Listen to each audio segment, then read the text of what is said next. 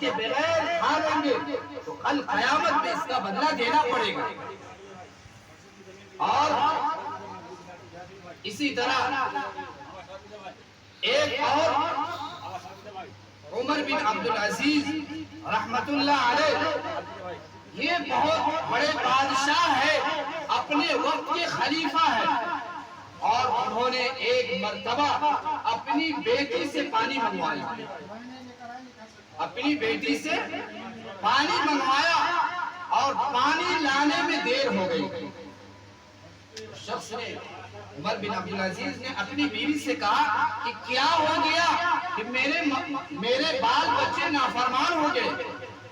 کہ ہم نے پانی منگوایا اور اتنی دیر ہو گئے پانی لے کر نہیں آئی۔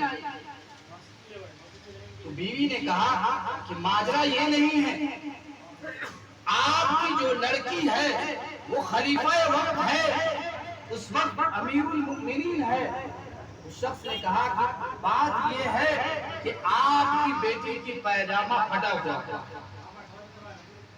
اور پھٹے ہونے کی حالت میں کیسے آپ کے سامنے آئے گی؟ وہ اس کو سل رہی ہے، سلنے میں دیر ہو گئی، سل کر پھر پانی لے کر آپ کے پاس آئے گی۔ اگر اتنے بڑے خلیفہ امیر المؤمنین اگر چاہتے تو بیت المال سے نیا کپڑا دلوا دیتے، اگر چاہتے تو نیا کپڑا اپنے بچی کو پہناتے، لیکن اس شخص نے سارے لوگوں کا امیر ہے پھر بھی اپنی بچی کو پہننے کے لیے پائجامہ نہیں دیا۔ اس لیے انہوں نے کہا کہ یہ سارے امت کا بیت المال ہے،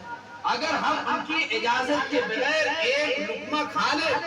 یا ایک پیسہ اپنے اوپر خرچ کر لے تو کل قیامت میں کس سے ہم معافی کرائیں گے؟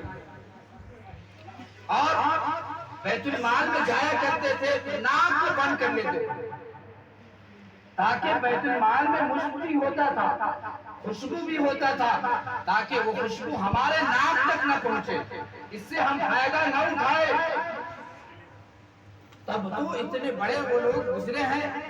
ہر چیز کا حق ادا کرتے تھے، ان کے 11 بیٹے تھے اور سب کو غریبی میں چھوڑ کر گئے۔ اور اس سے پہلے جتنے بھی خلیفہ تھے اپنے جانے کے وقت اپنے بیٹے کے نام کر دیتے تھے۔ لوگوں نے کہا کہ آپ جا رہے ہیں، آپ کے جانے کا وقت آ گیا، آپ اپنے بیٹے کو خلافت دے دیجیے تاکہ یہ اس کو سنبھالے۔ انہوں نے کہا کہ نہیں، ہمارے بیٹے کو یہ خلافت نہیں دی جائے گی، اس لیے کہ یہ خلافت اس شخص کا حق ہوگا جو اس کے حقدار ہوں گے۔ اور بعد میں چل کر یہ 11 بیٹے اپنے اپنے وقت کے گورنر بنے، اس لیے کہ انہوں نے ایسی تربیت دی تھی، ایسا اخلاق سکھایا تھا کہ اس دور میں کوئی ایسے اخلاق والے نہیں مل رہے تھے، تو لوگوں نے اس کو گورنر بنایا، اپنا خلیفہ بنایا۔ اور اسی طرح ایک اور محمود غزنوی رحمت اللہ علیہ، وہ بھی بہت بڑے ہیں، انہوں نے ایک مرتبہ خواب میں دیکھا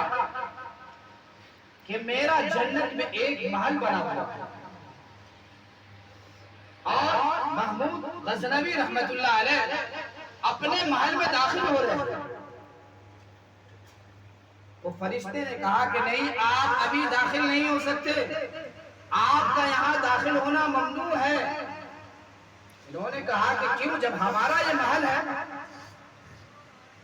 تو فرشتے نے کہا کہ نہیں، یہ چابک دیکھ رہے ہیں، یہ کوڑا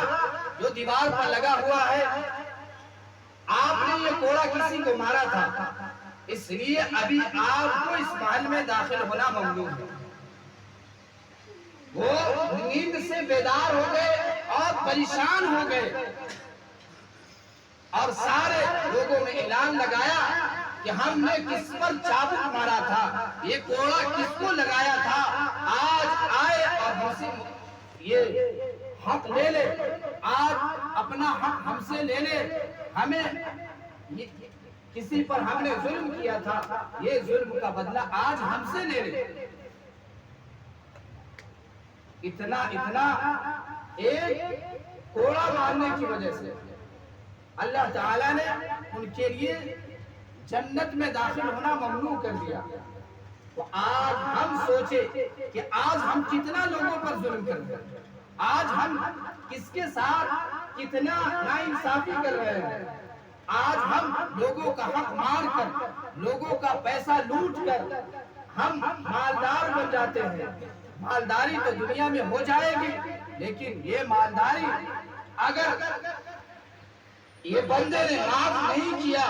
تو کل قیامت میں یہ ہمارے لیے جہنم کا ذریعہ ہے۔ اور حدیث میں آتا ہے کہ مظلوم کی بددعا سے بچو۔ ہم اگر پیسے والے ہیں، ہم مالدار ہیں، ہمارا سکہ چلتا ہے، تو ہم مظلوموں پر ظلم نہ کریں، ہم کسی کو ستائے نہیں، اس لیے کہ مظلوم اور اللہ کے درمیان کوئی پردہ نہیں ہوتا، کوئی حجاب نہیں ہوتا، ڈائریکٹ اللہ کے عرش تک پہنچتا ہے، اور اللہ تعالیٰ مظلوم کی بددعا کو قبول کرتے ہیں۔ اس لیے کہ ظالم ظلم کر کے سو جاتا ہے اور وہ سویا ہوا ہوتا ہے، لیکن مظلوم روتا ہے، راتوں کو نیند نہیں آتا، ایسے وقت میں مظلوم اور صرف اللہ جگا ہوا ہوتا ہے اور ظالم سویا ہوا ہوتا ہے۔ تو مظلوم کی بددعا سے بچو، اس لیے کہ مظلوم اسی طرح یتیموں کے مال کو نہ کھاؤ۔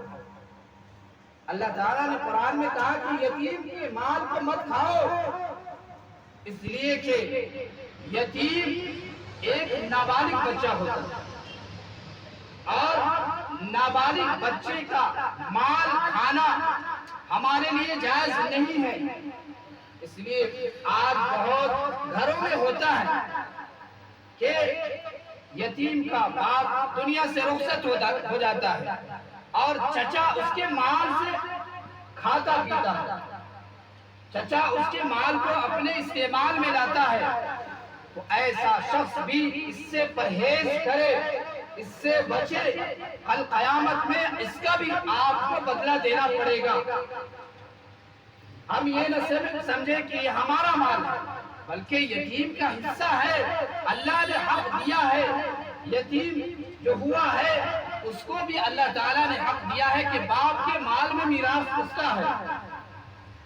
جتنا حق اس کا ہے وہ حق اس کا ہے، جب تک بالغ نہ ہو جائے آپ اس کے مال میں سے استعمال نہیں کر سکتے۔ ہاں اگر آپ کھلانا نہیں چاہتے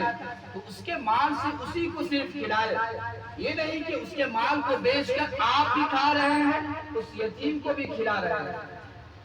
اس لیے کہ اس کے بارے میں بھی دردناک عذاب ہے۔ تو میرے بھائی بزرگوں دوستو، اللہ تعالیٰ ہم سب سے یہ پوچھیں گے، اللہ تعالیٰ اس کے بارے میں مطالبہ کریں گے۔ آج یہ حق تلفی پورے عالم میں عام ہے، کوئی کسی کا حق دینے کے لیے تیار نہیں ہے۔ آج لوٹ مار یہ عام ہو گیا،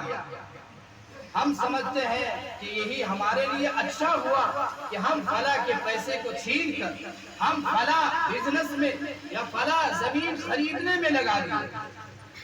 تو یہ ہمارے لیے وبال ہے۔ اللہ تعالیٰ سے دعا کرے کہ اللہ تعالیٰ ہم سب کو کہنے سننے سے زیادہ عمل کی توفیق عطا فرمائے، اور ہم سب کو اپنے اپنے جو حقدار ہے اس کو حق دینے کی توفیق عطا فرمائے۔ وآخر دعوانا